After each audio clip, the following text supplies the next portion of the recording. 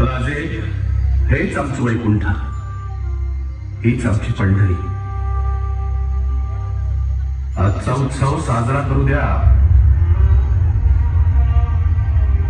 पांडुरंगाबरोबर त्याच्या भक्ताचं नाव जोडलं जातं, तसं तुमच्या बरोबर आमचं नाव जोडलं जाण्याची ही संधी अशी हिरावून घेऊ नका.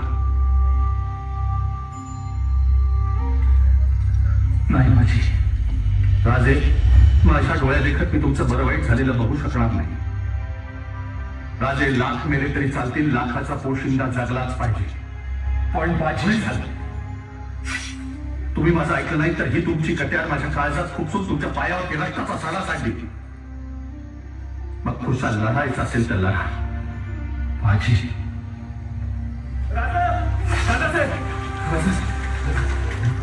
जल्दी कर राजा, गरीब दिसायला लागलाय. जा राजे, जा जा राजे. गोळ्याजी, तुम्ही राजांची पाठराखण करा. होय राजा, जा जा राजा. पुढे हो. राजा, जा तुम्ही, आम्ही आहोत. राजा, जा तुम्ही, जा आता तुम्ही जा पुढे. राजे, हे दौडू नका, चला. जा राजे, हे विनंती करतोय, जा.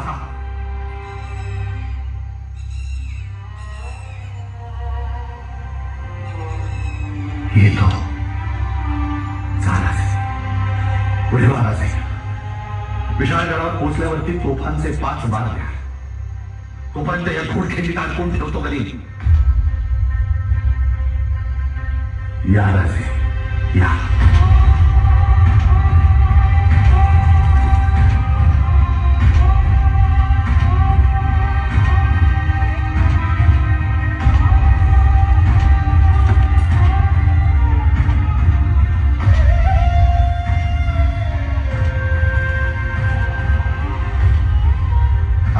पुन्हा भेटणार आहोत माझी.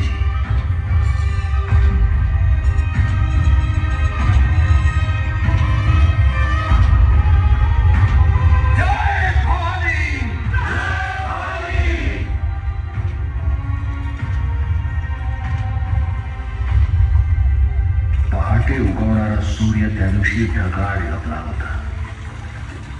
जणू त्याला घोडखिंडीत फाकणाऱ्या मावळ्यांच्या पराक्रमाच्या तेजाचं दर्शन घ्यायचं होतं. बाजींच्या सांगण्यावरून मनाला न पटताही राजे 300 मावळ्यांसमवेत विशाळगडाकडे मार्गस्थ झाले. पण रात्रभर चालून थकलेल्या मावळ्यांनी बाजींच्या रूपानं एक नवा इतिहास लिहायचं ठरवलं होतं. आणि अशातच बाजींच्या प्रत्येक शब्दात अंगार पडत होता. आज तुम्हाला लढावं लागेल स्वतःसाठी. स्वतःला विचारा, का लढतोय? उत्तर नाही मिळालं तर मी सांगतो, स्वातंत्र्यासाठी. हजारो वर्ष गुलामीत काय घेतलं, आता ती गुलामी हटवून स्वातंत्र्याचा सूर्य उगू पाहतोय शिवाजी महाराजांच्या रूपाने. त्या सूर्याला ग्रहण लागू नये म्हणून आज लढायचं. मला माहितीये तुम्ही सगळे दमलेले आहात, त्रासलेले आहात, जखमी आहात. पण आज हे असं सोडू नका. या जखमांकडून, तारवटलेल्या डोळ्यांकडून, धपापलेल्या छात्यांकडून बक्षिसी वसूल करा. तुमचं युद्ध गनिमाशी नाहीच आहे. तुमचं युद्ध आहे कमजोरीशी. आज तुमचं युद्ध आहे काळ बनू पाहणाऱ्या वेळेशी. तुमचं युद्ध आहे अफाट संख्येचा गनीम पाहून मनात वाटणाऱ्या भीतीशी. तुम्हाला वाटेल आज कसे जिंकणार आहोत आपण, तेव्हा फक्त राजांना आठवा. या दळणीच्या छातारावर पाय रोवून उभे राहा आणि लढा. गावाच्या शेवटच्या थेंबापर्यंत आणि रक्ताच्या शेवटच्या बिंदूपर्यंत लढा. मी तुम्हाला वचन देतो, आज राजांना वाचवलं तर या घोडखिंडीच्या दगडावरती तुमची नावं कायमची कोरली जातील. आणि तुम्हाला तुमचा हक्क हक्काने मागता येईल. त्या हक्काचं नाव आहे स्वराज्य. बोला हर हर.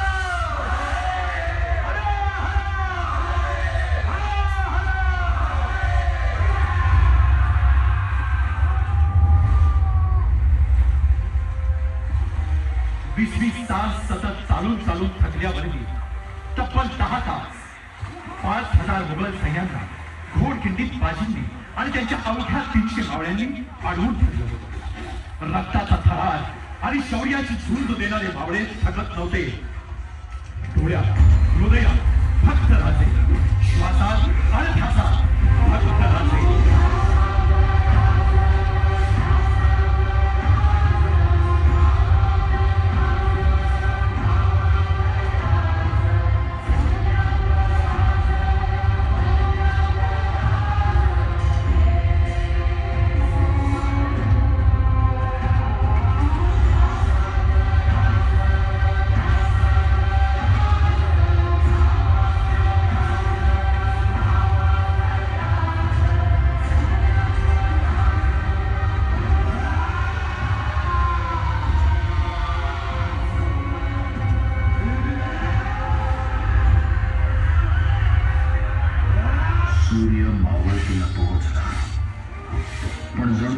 पहिल्या प्रहरातला मराठ्यांचा पराक्रम पाहायला तोही स्तब्ध झाला होता.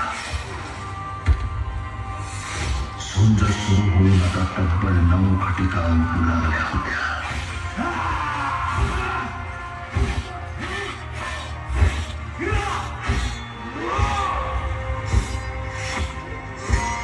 हे लढवाई छातीचा पर्वत करून लढत होते.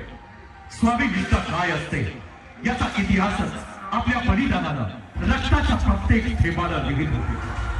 लढाई तब्बल 10 ते 12 तास सुरू होती, पण राजांना वचन दिल्याप्रमाणे राजे विशाळगडावर सुखरूप पोहोचत नाही, तोफांचे आवाज येत नाही तोपर्यंत बाजी थांबले नाही.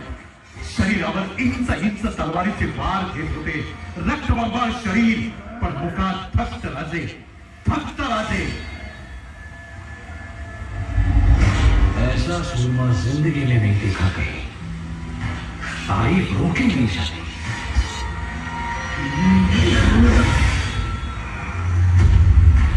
रुस्तम है, बिस्मिल्लाह है.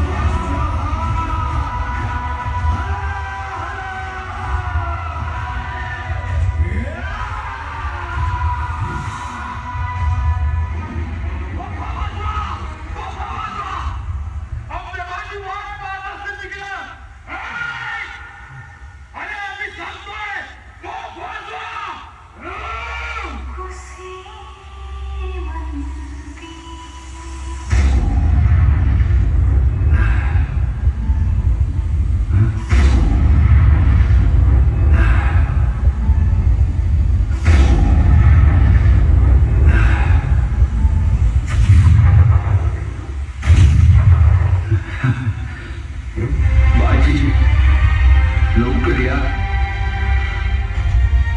वाट पहा.